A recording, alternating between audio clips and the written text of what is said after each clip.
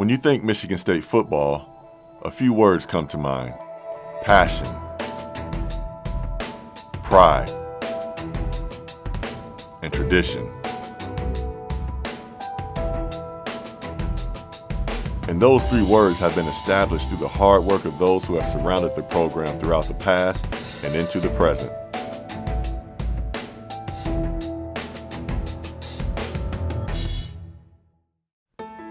Within the first 2 weeks of the season, the skill and passion of sophomore Shilique Calhoun have propelled him from a first-year starter for the Spartans to a national headliner across college football. But growing up, football was not his first passion. Basketball was definitely my first passion. I mean, I loved it. I loved it like I loved my sister. It was just something I could do to get away from everything. You know, it was life beyond life. I was able to, you know, surface when I was on the basketball court. I could do what I wanted. You know, that was my free time. That was like a hobby and a love at the same time.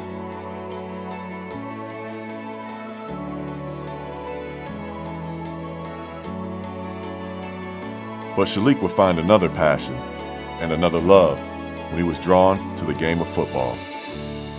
Originally, it was, you know, my friends. My friends were able to play. Back when I was in middle school, you know, I tried out for Pop Warner, but I was a little too heavy. When I really started playing football was my freshman year of high school. And even then, I didn't play much. I ended up, you know, not many people know this. I quit the team my freshman year. It was a dumb mistake of me. You may be shocked. It was because it was too cold outside. Yes, I'm in Michigan and the weather is extremely cold in the winter, but when I was growing up and I was a freshman, the weather was extremely cold. I mean, I could barely feel my fingers. It was snowing, and I just couldn't do it. I couldn't do it at that point. I was frustrated with everything, and it didn't work out too well for me, so I ended up quitting. But it showed me that, you know, just because you quit doesn't mean that you're typically done with that. You know, don't always quit something because you never know what could happen. You know, you never know what could be just because of one moment, you know, and it kept me, you know, striving even through my tough times. It kept me going through the tough times to see myself back then, you know, being able to be like, okay, well, I'm coming back to this, you know. This is what I came back to. So, you know, don't quit anything, you know. Keep striving, keep working hard, keep pushing through, because you never know what could happen. And what happened for Shilique was a chance to play football for Michigan State. You know, when we recruited him out of Jersey, he was a great kid. We did sense the personality without a question. He had a great personality, and we knew he was a great talent out of the state of New Jersey. I came to, you know, see the Spartans play. I think it was their homecoming game, Illinois, and it's one play I will never remember. I can't remember who made this interception, but it was about the fourth quarter because Coach Narduzzi was down in the field, and that's about the time he comes down. Made the interception. Coach Narduzzi runs onto the field. And he's like excited, extremely excited, gets a penalty, doesn't care at all. But it showed me at that moment that, you know, this was a family. They had a family-oriented team here, you know, and it didn't matter what went wrong. They were going to stick together, you know, through the right and the wrong. It was going to be a big family thing. And you know, not many people know I have 4 brothers and 2 sisters, so I come from a big family. So to be able to, you know, go from that family and come to this one, you know, it just was amazing. It was amazing. And family atmosphere got me here for sure. Growing up in a big family with older siblings is a challenge, and for Shilique, that was no different. Oh man, I was bullied. I was bullied a lot from my older siblings. They definitely like to see me cry for sure. You know, I try to hold it in, but they like to see me cry. If you're quiet, you don't get fed in my house. So I mean, especially with that big family, you got to speak up to get that food quick, because you know it's going fast. But I feel like, yeah, being in such a big household, it's so many different personalities that were combined, and I feel like they were all combined into me. So it helped me, you know, it brought a lot of things up out of me. And I mean, especially with my mom's cooking, you could do nothing but smile, man. She's a great cook, and oof, I spoke up a lot. I spoke up a lot. My family came to my games. They supported me in full throttle. I mean, my mom was always there, and my school colors were orange and black. She came in there, orange and black, hair decked out. She was, I mean, orange and black down. My dad, trust me, if you were at my games, you would know exactly who my dad was, because as I was running up and down the sidelines, so was he. You know, he was chasing me up and down. You need to do this, you need to do that, you know. But my brothers and my sisters were more calmer, you know. They'll wait till I got off the court and was like, hey, good game, you know, you did this well. Hey, you can improve on this, you know. But My family was definitely there, and they supported me with all they had, that's for sure. And with the support from his family, teammates, and coaches, Shilique has grown as a football player and has begun to make a name for himself in just a short time. This preseason, he made a lot of plays. He made our guys a lot better in utilizing his techniques, not just his athleticism. And you can see those practice habits taking flight during preseason, and he's carried it over to the game. Davis to the right, Terrell under pressure, hit by Marcus Rush, coughs it up, it's scooped up by Shilique Calhoun, he's into the end zone, touchdown MSU! The defense scores again! Behind Eveld, medium drop, hit as he winds up, that's going to be a fumble I believe, scooped up by Shilique Calhoun, he's into the end zone, do you believe it? 2 games, 2 scooped up fumbles for touchdowns by Shilique Calhoun. Touchdown, MSU. Spartans lead him 7-6. Eveld with a medium drop in trouble. Hit as he throws the ball. Flies away. Shilique Calhoun's got another one. He's at the 40-yard line of South Florida. He's at the 30, the 20. He's at the 10. He's into the end zone. Touchdown, MSU. Shilique Calhoun strikes again. Unbelievable, George. Well, you know, the expectations for Shilique at this point after 2 games is to score twice a game. You know, and I think if he does anything less, everybody in the country is going to be disappointed. But no, you know, I think it's given him a lot of confidence that he knows, hey, I can do whatever I want to do. He knows the defense. He plays within the defense. He's not doing anything he's not supposed to be doing.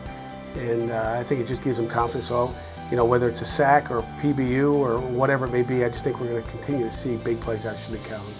For things to pan out the way they did and for me to be able to have the opportunity to play football, I mean, it's a big thanks to the man above, but I mean, being able to play a sport is always fun, and I feel like being able to play here, playing at Michigan State, it made it a lot better for me, and it was a lot more fun than I would see, you know, playing at any other school. I feel like this is the best place for me.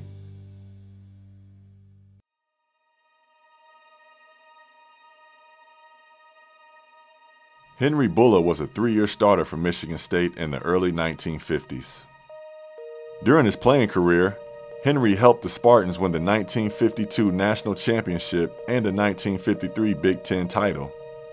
But his accomplishments at Michigan State do not stop there. He later served as a defensive coordinator for Duffy Daugherty and helped Michigan State win back-to-back national championships in 1965 and 1966. At age 79, Henry Bullough, who became an iconic legend during his time at Michigan State, was honored on September 12th as he was inducted into the Michigan State Athletics Hall of Fame. So everybody says, well, what did you feel like when you first got it? Well, I felt that I'm inadequate because I'm representing so many people that fought for me to be where I am. I was grateful for all the guys I played with because they deserve this award as much as I do. But I'm talking about my teammates, you know, not who I coach, my teammates. And so I kind of have a feeling and thankful for playing with the guys I played with. And I just wish that they could all have the same feeling as I have. Well, I would say for sure he was really a very determined winner. He worked hard. The one thing I really remember is that he always had the act of putting players like George Webster and a lot of our linebackers and our defensive guys, putting them in the right spot to make a difference. You know, making the right call. And he was very good in terms of understanding the strengths of the players. And that worked tremendously well. It means a bunch to me that my grandpa's going in the Hall of Fame. You know, it's just a testament, you know, the hard work that he's put in his life. You know, all the hours that he's put into the university here at Michigan State. And, you know, he definitely deserved it. So, you know, when I found out that he was going to be in the Hall of Fame, I was excited for him. It's an honor, you know. It's an honor to be part of something that he's done and my family has done. in terms of all his accomplishments over his whole life, and my grandma that's been there with him the whole time. It's just fun, you know. It's an opportunity for me to be, you know, a part of something special, and you know, this time I get to be related to it by blood. So it's fun. It's an opportunity every time. Hank was really a father to all of us, even the guys like myself when I played on offense. And so I even to this day, I talk to him quite often, and I'm so pleased and happy that he have a chance to be elected to the Michigan State Athletic Hall of Fame. I think that's tremendous, well-deserved honor, and I'm so proud and happy for him. Much like the football team, the MSU marching band has a long, rich line of tradition.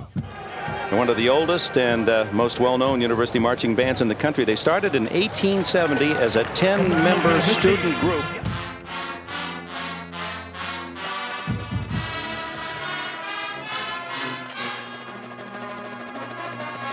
It's 10 members, all veterans of the Civil War. It dates back to 1870, our first band on this campus.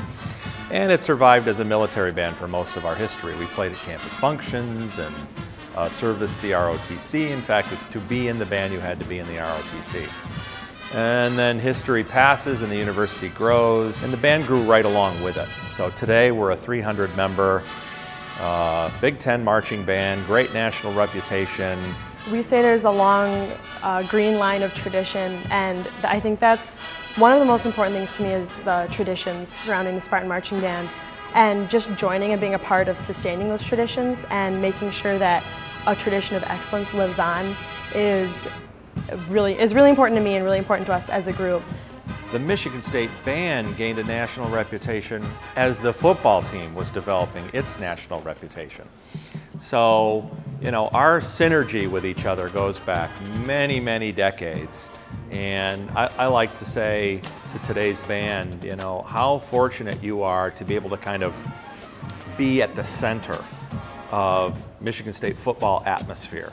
Game days are so intense, and being able to go out and lead the band just get so pumped up and ready for game day, and to run out of the tunnel with all my closest friends and family is really one of the best opportunities I've ever had, and I just feel so humbled and honored to have that. Just the excitement of that and the crowd interaction it's just a blast. It's a great time, and the goal, of course, is to get people pumped up for the game, get people going with the fight song and all the other tunes, and then play the Star Spangled Banner, and then on into the game. We play the entire game. We play for our team. In between every play of the game, there's either a drum beat or a cheer or something going on. Yeah, I think that's definitely one of our big challenges, is that no matter how things are going, no matter how the game is going, we are still responsible for putting air through the horns and pumping people, pumping the whole stadium up. Our relationship with the team is just, we give everything we can to them and they give everything back. So we set that tone and that atmosphere in the stadium, and they work their butts off to try to win a game, and that's really all you can ask for. We all love football. We love being out there, and when we see our team falter, it's our job to say, nope, not today, and hopefully we can help turn that around. So. Well, for me, it's always the relationships, you know, that you have with the students and with other people I teach with. I have a very close relationship to the students, you know, become very good friends, as well as just working very hard together to have an excellent product. We're all a very close-knit group of friends and family, and to be able to share experiences like the game day in this awesome stadium with 75,000 fans is really truly a blessing, and awesome to be a part of that. The best thing I can do at the end of the day is congratulate the students on what they've accomplished in such a short period of time. They have exceptional talent, they have exceptional dedication, and the amount that they give during the day, the output on behalf of our Spartan football atmosphere, and Spartan fans from all over, and our team, it's an all-in, all-effort kind of output. And I love congratulating them at the end of the day.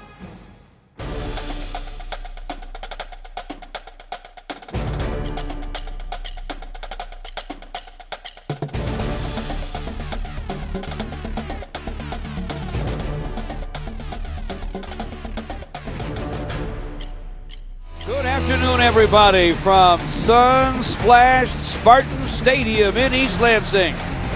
What a beautiful day for football. Spartans need to find some offense to go with that great defense. They sure do, George. And it looks like today Connor Cook will be the man behind center. They look to find a rhythm today outside of what they've normally been doing. Coach D'Antonio is definitely committed to a philosophical change in his offensive philosophy and going to more of a spread type attack with an athletic QB that can create with both his legs and his arm, George. Youngstown State will receive.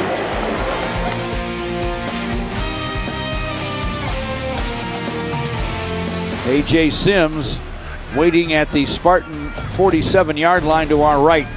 Here's the snap and the boot.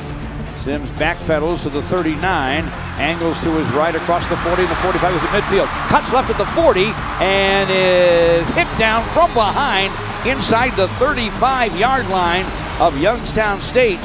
Now Cook is in the shotgun with Langford to his left. The snap, the throw over the middle, snatched down by McGarrett Kings at the 12, falls inside the 10. Now King starts in motion left. Connor Cook hands to Jeremy Langford off left guard into the end zone. Touchdown, MSU. Play fake by Hess.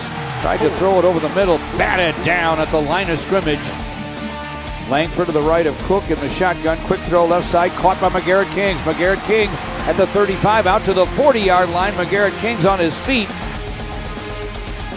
Connor Cook in the shotgun, fakes to Langford, keeps it, runs left to the 45, now the 40, and runs out of bounds inside the 40.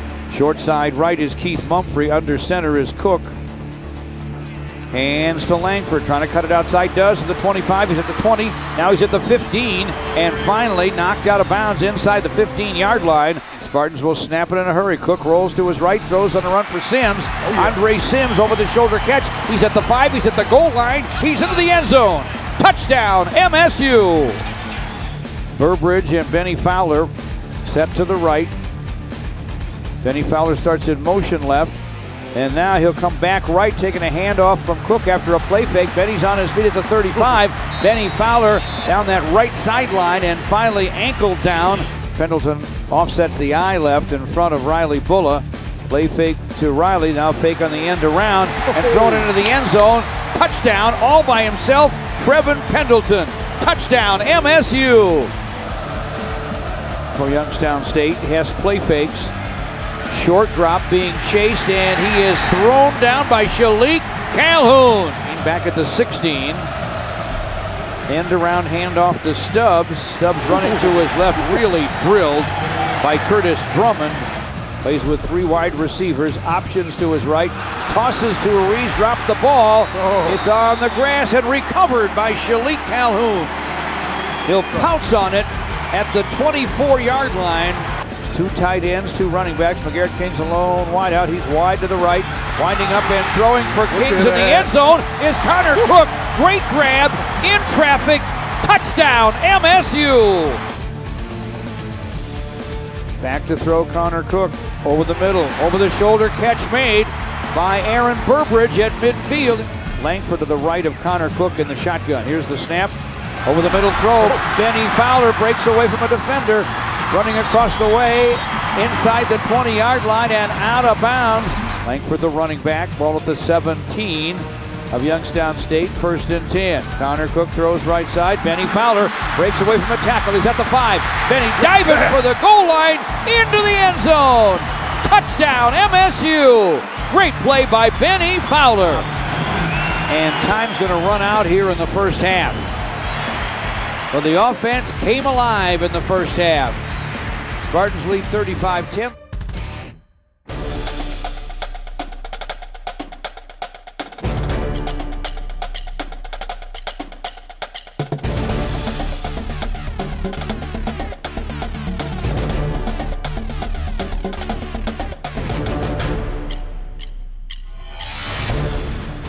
Behind Trevin Pendleton in the eye.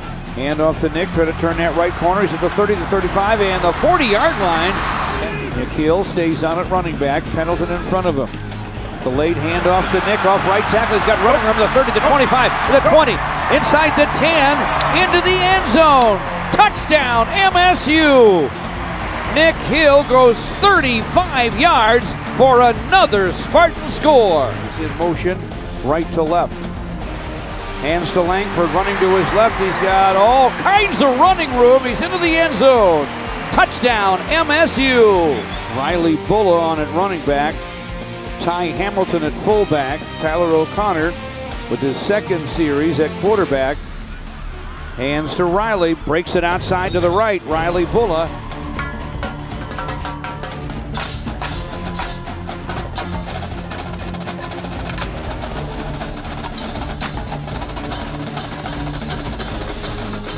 Shotgun snap to O'Connor on third down.